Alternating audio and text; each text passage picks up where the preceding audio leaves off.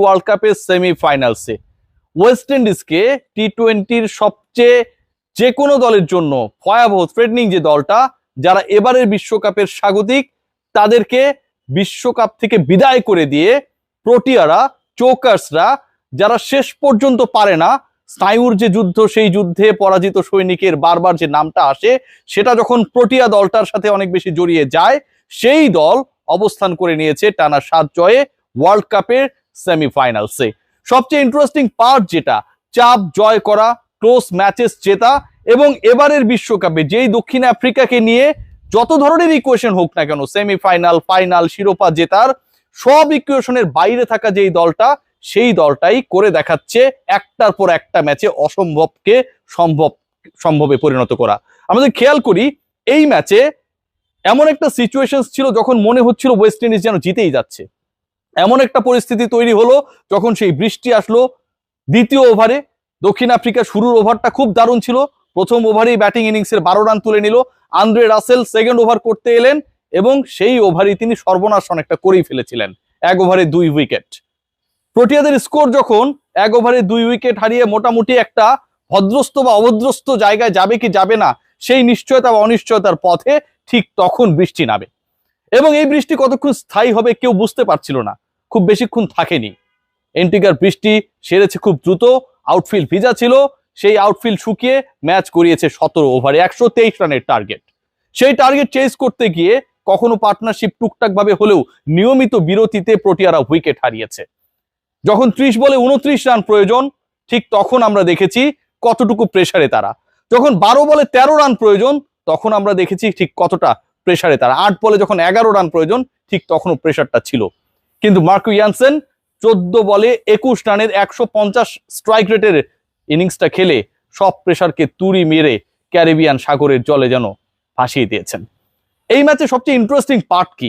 আমার কাছে মনে হয় সবচেয়ে ইন্টারেস্টিং পার্ট সাউথ আফ্রিকার এই জয় ছাপিয়ে কখনো কখনো মনে হয়েছে দুই দলের স্পিন, কখনো কখনো মনে হয়েছে রস্টন চেজ, কখনো কখনো মনে হয়েছে আন্দ্রে রাসেল, এবং কখনো কখনো মনে হয়েছে দিন শেষে দারুণ তুলি দিয়ে আলপনা আঁকা মার্কো ইয়ানসেন। যে ম্যাচটা শুরু হয়েছিল মোটামুটি একটা দারুণ ওয়েদার অ্যাটমসফিয়ারে, যেখানটায় শুরুতে ওয়েস্ট ইন্ডিজ ব্যাট করতে নামে, প্রথম ওভারে প্রথম উইকেটের পতন, দ্বিতীয় ওভারে দ্বিতীয় উইকেটের পতন, নিয়মিত উইকেট হারিয়ে ওয়েস্ট ইন্ডিজ শেষ পর্যন্ত কোন অবস্থায় যেতে পারে সেই সংখ্যা সংশয় যখন, ঠিক তখন থার্ড উইকেটে 81 রানসের পার্টনারশিপ, এরপরে 86 থেকে 96, 10 রানের মধ্যে উইন্ডিজ হারায় আরো 4টা উইকেট। তারপরও মনে হচ্ছিল যে ওয়েস্ট ইন্ডিজ হয়তো 150-এর কাছাকাছি একটা স্কোর করবে, কারণ ছিলেন আন্দ্রে রাসেল। নরকেকে তিনি টানা 2টা 6 মারার পরের ওভারে যখন রান আউটে বিদায় নিলেন ওই নরকের থ্রোতেই, ঠিক তখন উইন্ডিজের স্কোরটা কত হয়, 140 তো হবে না, 30 পেরুবে কিনা সেই সংখ্যা তৈরি হয়। এবং আন্দ্রে রাসেলের সেই বিদায় আমার কাছে মনে হয় পুরো ম্যাচের বড় একটা টার্নিং পয়েন্ট হিসেবে কাজ করেছে। রাসেল যদি ওই সময়টা রান আউট না হতেন, এরপরও প্রায় 3 ওভারের মতো খেলা ছিল, রাসেল যদি আর অন্তত 2টা ওভার খেলতে পারতেন, স্কোরটা 150 ক্রস করে যেত। এবং স্কোর যদি 150 ক্রস করতো, তাহলে ডিএল মেথডে 17 ওভারের টার্গেটটা 123 না হয়ে আরো বেড়ে যেত। সাউথ আফ্রিকা শেষ পর্যন্ত ওই যে বললাম যে 12 বলে 13, 30 বলে 29 রানা বল করে করে জয়ের লক্ষ্যের কাছে পৌঁছানোর যে প্রচেষ্টা, স্নায়ুকে ধরে রাখার যে চেষ্টা, টানা 6 ম্যাচে জেতার পর 7ম ম্যাচে পরাজিত হলে বিশ্বকাপ থেকেই তারা বাদ পড়ে যাবে, এবং সেরকম এই বাদ পড়ার ইতিহাসের যে চোখ রাঙানি, চোকাস অপবাদ, সাউথ আফ্রিকা পারবে না, এই যে অতীতের ডাক, সবকিছুকে ভুল প্রমাণ করার ক্ষেত্রে আমার কাছে মনে হয় যদি উইন্ডিজের স্কোর 150+ হয়ে যেত, তাহলে সেটা যথেষ্ট হতো না। দক্ষিণ আফ্রিকা এই ম্যাচে সবচেয়ে ইনক্রেডিবল যে জিনিসটা দেখিয়েছে, সেটা আমার কাছে মনে হয় ধৈর্য, স্নায়ু ধরে রাখা, এবং ম্যাচের মোমেন্টাম এতবার শিফট হয়েছে দু দলের ইনিংসে, ব্যাটিং ইনিংসে, বোলিং ইনিংসে, কিন্তু শেষ পর্যন্ত ড্রাইভিং সিটের আসনটা না ছাড়া।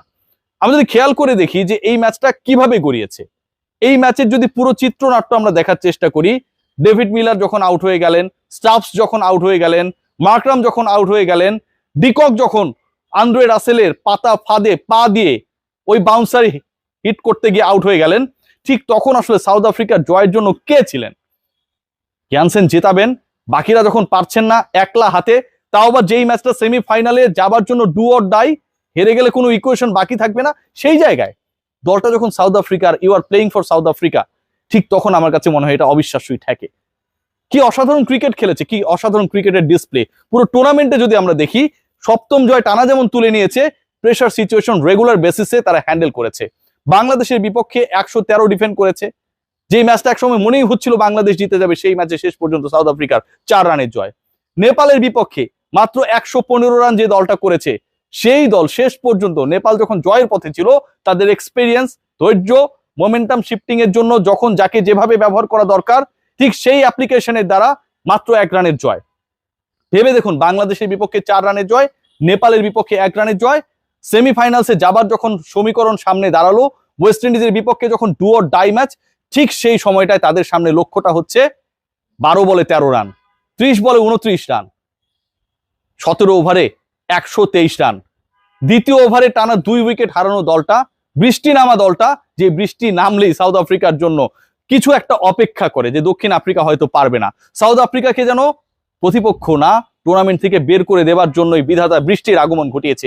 এই যে একটা পরম্পরা, সেই পরম্পরাকে আজকের দিনে দক্ষিণ আফ্রিকা ভুল প্রমাণিত করেছে, মিথ্যা প্রমাণিত করেছে। সাউথ আফ্রিকা এখন মাত্র 1টা জয় দূরে ফাইনালে যাওয়া থেকে। সাউথ আফ্রিকা এখন মাত্র 2টা জয় দূরে আইসিসি টুর্নামেন্টের শিরোপা জয় থেকে। এই দক্ষিণ আফ্রিকা যারা টানা 7টা ম্যাচ জিতেছে, সেই দলটা যদি এবারের বিশ্বকাপে তাদের পরে 2টা ম্যাচে টানা জয়ে বিশ্বকাপ শিরোপাটা উঁচিয়ে ধরে, অবাক হওয়ার কিছু থাকবে না। দক্ষিণ আফ্রিকার সবচেয়ে দুর্বলতার জায়গা যেটা, ধারাবাহিক ভালো খেলতে খেলতে একটা সময় গিয়ে পা হরকানো। সাউথ আফ্রিকার সবচেয়ে দুর্বলতার জায়গা, একবার মোমেন্টাম হারালে সেটা আর তারা ফিরে পায় না। সাউথ আফ্রিকার সবচেয়ে দুর্বলতার জায়গা অনেক ক্ষেত্রে প্রকৃতি, কখনো কখনো ডিএল ম্যাথডের অদ্ভুত হিসাব নিকাশ। সবকিছু যেন উল্টাপাল্টা হচ্ছে এবার। মোমেন্টাম শিফটিং যতবারই হোক না কেন, টি-20 ক্রিকেট, ওয়েস্ট ইন্ডিয়ান কন্ডিশন, বৃষ্টির বাগড়া, সবকিছুতে দক্ষিণ আফ্রিকার জয় জয়কার। যে ম্যাচগুলো অনেক বেশি লো স্কোরিং, যে ম্যাচগুলো অনেক বেশি দক্ষিণ আফ্রিকা হেরে যেতে পারে টাইপের, সেই ম্যাচগুলোতে তারা অন্তত 3টা ম্যাচে জয় পেয়েছে, বাংলাদেশ, নেপাল এবং সবশেষ উইন্ডিজের বিপক্ষে। এই দলটা ডিজার্ভ করে আরো অনেক দূর যাবার, তারপরও ভরসা কেন যেন পাওয়া যায় না। দলটার নাম যে সাউথ আফ্রিকা। একটা কথাই বলবো, ব্যাড লাক ফর উইন্ডিজ। স্বাগতিকরা বিশ্বকাপের সবচেয়ে, টি-20 সবচেয়ে মায়াবী ক্রিকেট, আকর্ষণীয় ক্রিকেট খেলা দলটা বিদায় নিল দক্ষিণ আফ্রিকার কাছে স্নায়ু হয়ে একটা ম্যাচে হেরে। মোমেন্টাম শিফটিং এর যে জায়গা, স্নায়ু ধরে রাখার যে চাপ, সেই জায়গায় ইয়ানসেনরা যতটুকু পেরেছেন, তড়িৎ ডিসিশন নিতে গিয়ে আমার কাছে মনে হয় আন্দ্রে রাসেলরা পারেন নাই। তারপরও রস্টন চেজ একটা আলাদা স্যালুট পাবেন পুরো ম্যাচকে জমিয়ে তোলার জন্য। সেটা ব্যাটিংয়ে অর্ধশতক করে, কিংবা বোলিংয়ে যখন 12, 14 এবং 16তম ওভারে টানা 3 ওভারে এসে 3 উইকেট নিয়ে পুরো ম্যাচকে জমিয়ে দিয়েছিলেন। দক্ষিণ আফ্রিকা আরো একবার চোখ করবে সেরকম একটা ধারণাকে উস্কে দিয়েছিলেন। সেই তিনিই তো আসলে পুরো ম্যাচটাকে স্নায়ুক্ষয়ী, শেষ পর্যন্ত রোমাঞ্চকর এবং নেইল বাইটিং, যেভাবে আমরা এটাকে আসলে ব্যাখ্যা করি না কেন, ওই উত্তেজনার পর্যায়ে নিয়ে গেছেন। অসাধারণ এক ম্যাচ, ক্রিকেটের জয় হয়েছে। দক্ষিণ আফ্রিকার সেমিফাইনাল নিশ্চিত হওয়া অনেকের জন্য অনেক বড় বার্তা। এই আফ্রিকা যদি ডিফারেন্ট হয়, তাহলে কিন্তু বিশ্বকাপটা অন্যরকম হতে পারে। Be careful.